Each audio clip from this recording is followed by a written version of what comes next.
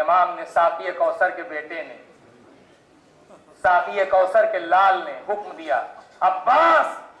اس پیاسے لشکر کو سیراب کیا جائے، ان سے بات تو بعد میں ہوگی، پیاسے لشکر کو سیراب کیا جائے۔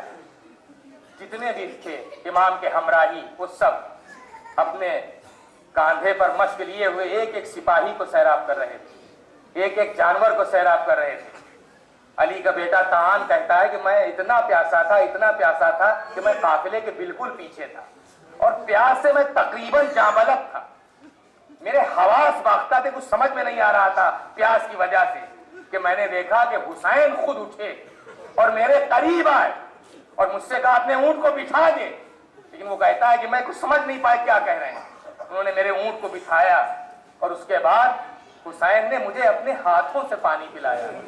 اس لیے کہ اتنی شدت کی پیاس تھی کہ میں مشک کا دہانہ اپنے منہ سے لگا نہیں پا رہا تھا، تو حسین نے اپنے ہاتھوں سے پانی پلایا۔ جب سب سیراب ہو گئے اور نماز کا وقت آیا تو امام نے پوچھا تم لوگ نماز ہمارے ساتھ پڑھو گے یا اپنی الگ پڑھو گے؟ لیکن ابھی کم سے کم ایمان کی رمق اتنی باقی تھی، کہا نہیں، آپ کے ہوتے ہوئے ہم الگ جماعت میں کام کریں گے، ہم آپ کے پیچھے ہی نماز ادا کریں گے، آپ کے پیچھے نماز ادا کریں گے۔ نماز قائم ہوئی، نماز ختم ہوئی تو امام نے خطاب کیا کہ میں خود نہیں آیا ہوں، تم نے بلایا ہے تب میں آیا ہوں، اور اگر تم دلیل پوچھتے ہو تو یہ میرے پاس تمہارے بھیجے ہوئے خطوط موجود۔ اور نے کہا نہیں، ہمیں کسی خط کی اطلاع نہیں۔ امام نے ان خرجیوں کو جن میں وہ خطوط ہزاروں کی تعداد میں تھے اہل کوفہ کے، حکم دیا کہ لاؤ، وہ سارے خطوط انڈیل دیے گئے۔ امام نے کہا یہ ہے خطوط جو اہل کوفہ کے میرے پاس پہنچے۔ انہوں نے کہا میں ان خطوط کے بارے میں کچھ نہیں جانتا، ہم نے نہیں لکھا ہے، ہمیں تو حکم ہے کہ ہم آپ کو کوفے میں ابن زیاد کے پاس لے چلیں۔ امام نے کہا یہ تو نہیں ہو سکتا، میں قید ہو کے نہیں جا سکتا، کہ قیدی کی شکل میں گرفتار ہو کے نہیں جا سکتا، یہ ممکن نہیں ہے۔ چنانچہ گفتگو ہوتی رہی لیکن کوئی حاصل نہ نکلا۔ امام نے حکم دیا کہ سواروں اپنی سواریوں پر سوار ہو جاؤ، ناکے آگے بڑھائے جانے لگے۔ امام بھی پشت فرس پر اپنے گھوڑے کی پیٹھ پر بیٹھے، آگے بڑھنا چاہتے ہیں، حر نے پڑھ کر لجام فرس پہ ہاتھ ڈال دیا۔ امام نے غیظ و غضب کی نگاہ حر کے چہرے پر ڈالی، فرماتے ہیں کہ تیری ماں تیرے ماتم میں بیٹھے، حر کیا تیرا ارادہ ہے؟ لرز گیا حر، لگام چھوڑی پیچھے ہٹ گیا، اور اس کرتا کہ مولا اگر اس وقت اس بھرے ہوئے مجمع میں کسی دوسرے نے اس طریقے سے میری ماں کا ذکر کیا ہوتا تو میں بھی اس کا ذکر کرتا، لیکن آپ کی ماں تو خاتون جنت ہے، آپ کی ماں تو خاتون جنت ہے، آپ توجہ فرمائیں۔ یہ حسین نے اس موقع پر کیوں کہا کہ حر تیری ماں تیرے ماتم میں بیٹھے؟ حسین جیسا نباز فطرت انسانی کا ماہر، نباز فطرت انسانی،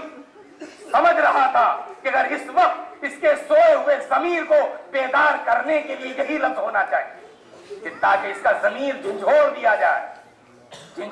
جائے کہ تیری ماں تیرے ماتم میں بیٹھے، اس لیے کہ جب اس کی ماں کا ذکر اس کے سامنے ہوگا تو میری ماں اس کی نگاہوں میں آئے گی، پھر میری ماں ہی نہیں آئے گی، میرا نانا بھی اس کی نگاہ میں آئے گا۔ یہ حسین کس کے بیٹے ہیں، اور شاید یہی وہ حربہ تھا حسین کا جو کامیاب ہوا ہے عاشور کو میدان کربلا۔ بعض روایات میں شب عاشور کہ حر بے چینی کی حالت میں ٹہل رہے ہیں، اس لیے کہ جب پیاسے بچوں کی صدائے التش خیموں سے حر کے کانوں میں ٹکراتی ہے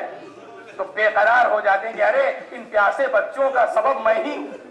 یہ پیاسے بچے جو آج جانبلب ہیں، کہ جو التش کی صدائیں بلند کر رہے ہیں، نہ میں حسین کو اس میدان بلا میں لاتا اور نہ زہرا کا لال اس مصیبت میں گرفتار ہوتا۔ لیکن عاشور کی جب صبح ہوئی اور امام نے خطبہ پڑھا ہے تو حر کا جسم دیگ کی طرح سے کانپ رہا تھا۔ حر کا ایک ساتھی کہتا ہے کہ ارے تمہاری حالت کیا ہے، کیا حالت میں تمہاری دیکھ رہا ہوں، تم نے تو بڑے بڑے معرکے سر کیے ہیں، میں نے یہ حالت تمہاری کبھی نہیں دیکھی جو آج تمہاری حالت ہے، کہ تمہارا جسم کانپ رہا ہے، یہ تو بہت تھوڑے سے لوگ ہیں جن سے مقابلہ کرنا ہے۔ انہوں نے کہا میں اس لیے نہیں کانپ رہا ہوں، میں اپنے کو جنت و جہنم کے بیچ پا رہا ہوں، میں اس لیے کانپ رہا ہوں، اور میں جنت کو حاصل کر کے دم لوں گا۔ اسی کے ساتھ گھوڑے کو ایڑ لگائی اور امام کی خدمت میں، روایات مختلف ہیں، مختلف ہے، مشہور یہ ہے کہ بیٹا بھی ساتھ تھا، لیکن بیٹے سے کہا کہ بیٹا ذرا میرے ہاتھ باندھ دو، میں مجرم کی حیثیت سے حسین کے پاس جانا چاہتا ہوں، میں مجرم ہوں حسین کا، میرے ہاتھ باندھ دو۔ مجرم کی حیثیت سے آئے، اپنے کو حسین کے قدموں پر ڈال دیا۔ امام نے خر کو سینے سے لگا کے فرمایا کہ بتاؤ، سر کو اٹھاؤ، بتاؤ ہو تم کون؟ اور نے کہا مولا یہ چہرہ دکھانے کے قابل نہیں ہے آقا، میں وہ ہوں جو آپ کو اس میدان بلا میں گھیر کے لایا، میں حر ہوں، مولا کیا میری خطا معاف ہو سکتی ہے؟ امام نے فرمایا میں نے بھی معاف کیا اور میرے پروردگار نے بھی معاف کیا، میں نے بھی معاف کیا اور میرے پروردگار نے بھی معاف کیا۔ اس کے بعد حر نے بیٹے سے کہا کہ جاؤ بیٹا نصرت امام کا حق ادا کرو۔ بیٹا میدان میں آیا، زخموں سے چور ہوا، باپ کو مدد کے لیے پکارا، باپ بیٹے کے سرہانے پہنچا، لیکن حر کے پہنچنے سے پہلے خود امام حر کے بیٹے کی لاش کے سرہانے موجود تھے۔ حر نے چاہا کہ بیٹے کی لاش اٹھائے تو پیچھے سے امام نے آواز دی، حر ارے کہیں کوئی باپ اپنے جوان بیٹے کا لاشا اٹھاتا ہے؟ مولا یہ ابھی اول وقت ہے، یہ ابھی جنگ کا آغاز ہے، آپ نے منع کر دیا آقا، آپ نے منع کر دیا حر کو کہ ہاں جوان بیٹے کا لاشا باپ نہیں اٹھاتا، لیکن مولا نماز عصر سے پہلے جب آپ کا کڑیل جواب علی اکبر زخمی ہو کے گھوڑے سے گرے گا، آواز مقتل سے آئے گی یا بتا علیکہ منی السلام، بابا بیٹے کا آخری سلام لے لو، تو مولا آپ کا نصرت کرنے والا، آپ کی مدد کرنے والا، آپ کے بیٹے کا لاشا اٹھانے والا کون ہوگا؟ آپ ہوں گے، بیٹے کا لاشا ہوگا، بنی ہاشم کے بچے ہوں گے، آؤ بنی ہاشم کے بچوں آؤ، ارے بوڑھے باپ سے جوان بیٹے کی میت نہیں۔ سیعلم الذین ظلموا ای منقلب ینقلبون، انا للہ و انا الیہ راجعون، رضا بقضائہ و تسلیما لامرہ، ربنا تقبل منا انک انت السمیع العلیم، ماتم